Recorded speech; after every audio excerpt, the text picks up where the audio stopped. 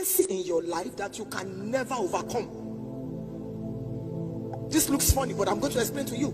There are some weaknesses in your life that God will never remove. God will only give you the wisdom to manage it. Moses said to the Lord, I am a stammerer. There is nowhere where God healed him. He just had to manage it. So don't kill yourself because you made a mistake. Each time I make a mistake, I don't deliberately sin against God, whether in public or in private. I try with the power of the Holy Spirit to live a holy and righteous life. I don't want to do anything that if the tape has to be played, I'll be ashamed, as the Lord helps me. But each time I happen to make a mistake, it reminds me that I am still a human. It reminds me that of my humanity. Forgive yourself and move on. A lot of homes are in problems today because the woman cannot forgive the man. Why are you crying? Don't you know today's date? What's today's date? Today is April 27th, and so exactly 3 years ago, April 27th, you slept with that secretary.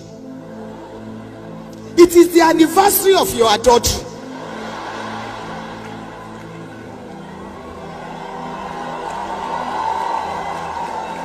My dear, forgive. In my village, they say if you don't forgive the matter of yesterday, there'll be nobody to play with today.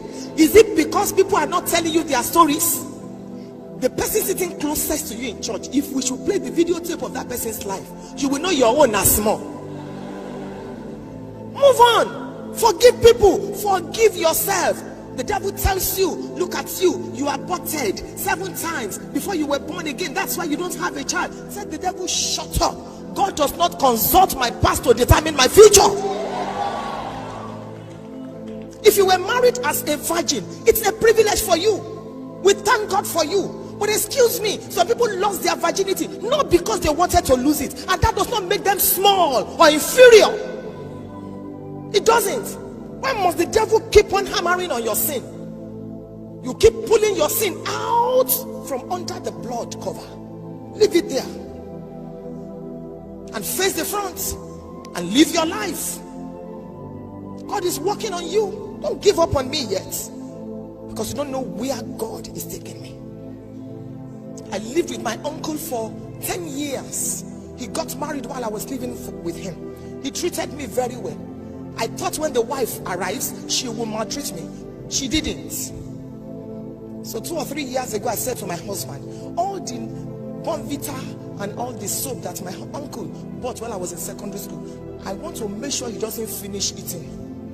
I want to make sure he doesn't finish drinking. I want to make sure he will never recover.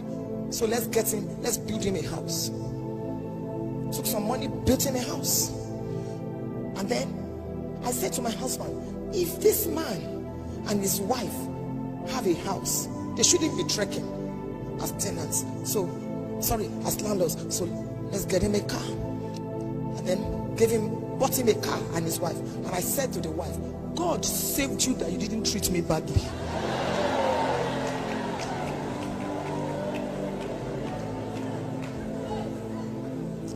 Every Mordecai hearing me today, treat your Esthers very well, because you don't know what your Esther can become. Time sometimes hides greatness. That we are sitting on the same seat in church does not matter. The present first lady of Lagos State, of Ondo State, she still sent me a text yesterday night. We were sweeping together in the church. I didn't know that one day she would become a first lady. She would tie her scarf, I would tie my own in our church. I was a member of the church and we would be sweeping. I didn't know I was sweeping. Time hides greatness. God saved me that I didn't treat her badly as a pastor's wife.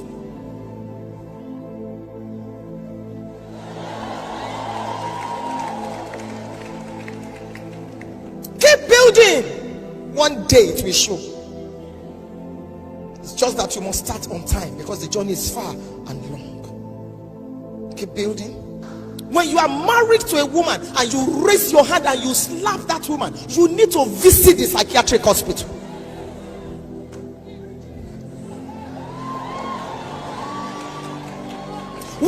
Fathers, you have no right to ask me to respect you as a pastor, as a preacher. Let me just meet your wife first and your children. Let me listen to them for 3 minutes and for 5 minutes, and I can tell if you deserve my respect. Because any idiot can preach.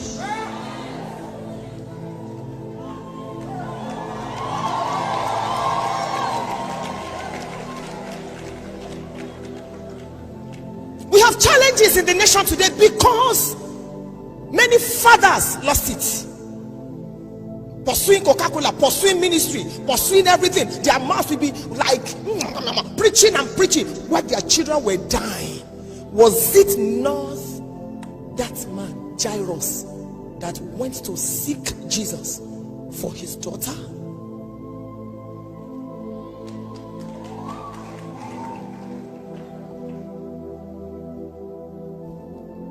The child you nurture today will nourish you tomorrow.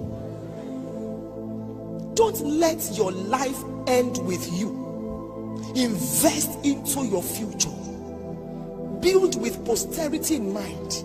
I told the ladies yesterday, don't wear the cement you should use as a building. Don't spend the money you should give to the bricklayers, the masons at Mr. Biggs. Put things together. Don't try to be anybody. When you are 40 as a man, you should have at least a landed property. That's why they call them landlord. Lord. You are not a lord. Many years ago, my husband, I served him a sumptuous meal, breakfast, lunch. He came home from work, and while he was eating, enjoying himself, my second son walked up to him. He was about 7 then. He said to him, "Dad, you are the only one enjoying this house. Sit at the table." And my husband said, "In my house?" My son said, "We know the landlord, you are not the owner." That day, my husband dropped the fork and the knife. "Dad," I said, "What's it?" He said, "Darling." I said, Come, jump into the car. Where are we going? Just come. We went out looking for land. That day we got land out of the mouth of babes and sucklings. All the corned beef you are eating, all the cutlass, everything they wear, that's what you wear, and you don't have a house. If the person that beat the one you rented, if you didn't build, will you be there? If your landlord makes you the chief tenant, you are the one collecting rent, you are sick. So you have been here 20 years, so help us collect rent. The man is choosing you to rise. Today I push you forward. The third one, because I need to close, is relationships.